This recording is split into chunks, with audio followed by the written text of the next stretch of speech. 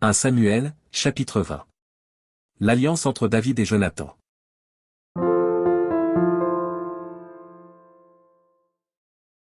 David s'enfuit de Najoth, près de Rama. Il alla trouver Jonathan, et dit, « Que ai-je fait? Quel est mon crime, quel est mon péché aux yeux de ton père, pour qu'il en veuille à ma vie ?» Jonathan lui répondit, « Loin de là. Tu ne mourras point. Mon père ne fait aucune chose, grande ou petite, sans m'en informer, pourquoi donc mon père me cacherait-il celle-là? Il n'en est rien. » David dit encore, en jurant, « Ton père sait bien que j'ai trouvé grâce à tes yeux, et il aura dit, que Jonathan ne le sache pas, cela lui ferait de la peine. Mais l'Éternel est vivant et ton âme est vivante. Il n'y a qu'un pas entre moi et la mort. » Jonathan dit à David, « Je ferai pour toi ce que tu voudras. » Et David lui répondit, « Voici, c'est demain la nouvelle lune, et je devrais m'asseoir avec le roi pour manger, laisse-moi aller, et je me cacherai dans les champs jusqu'au soir du 3e jour. Si ton père remarque mon absence, tu diras, David m'a prié de lui laisser faire une course à Bethléem, sa ville, parce qu'il y a pour toute la famille un sacrifice annuel. Et s'il dit, c'est bien. Ton serviteur alors n'a rien à craindre, mais si la colère s'empare de lui, sache que le mal est résolu de sa part. Montre donc ton affection pour ton serviteur, puisque tu as fait avec ton serviteur une alliance devant l'Éternel.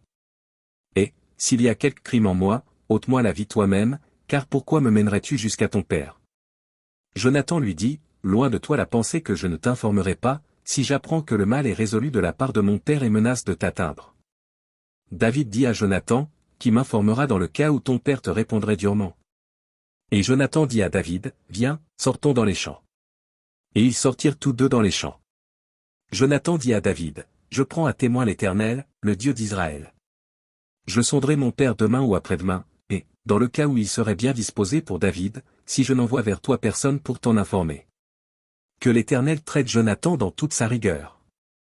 Dans le cas où mon père trouverait bon de te faire du mal, je t'informerai aussi et je te laisserai partir, afin que tu t'en ailles en paix, et que l'Éternel soit avec toi, comme il a été avec mon père. Si je dois vivre encore, veuille user envers moi de la bonté de l'Éternel. Et si je meurs, ne retire jamais ta bonté envers ma maison, pas même lorsque l'Éternel retranchera chacun des ennemis de David de dessus la face de la terre. Car Jonathan a fait alliance avec la maison de David. Que l'Éternel tire vengeance des ennemis de David.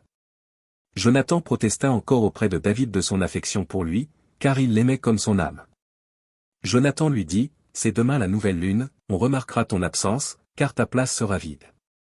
Tu descendras le 3e jour jusqu'au fond du lieu où tu t'étais caché le jour de l'affaire, et tu resteras près de la pierre des ailes.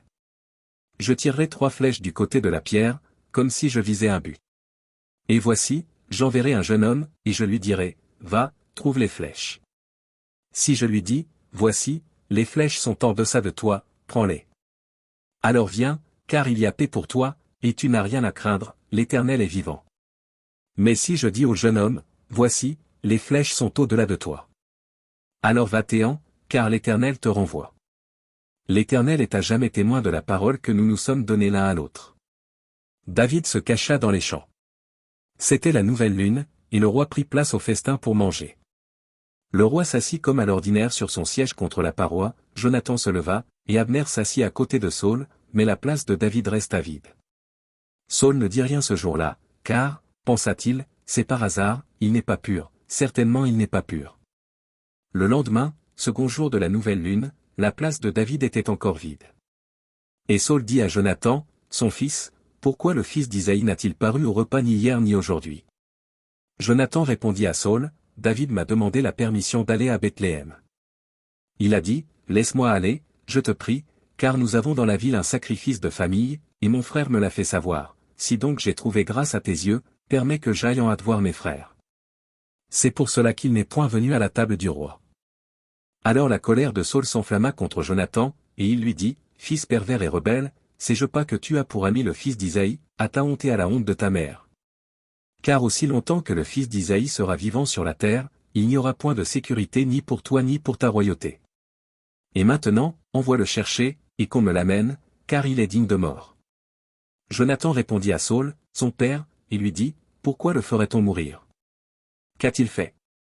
Et Saül dirigea sa lance contre lui, pour le frapper. Jonathan comprit que c'était chose résolue chez son père que de faire mourir David.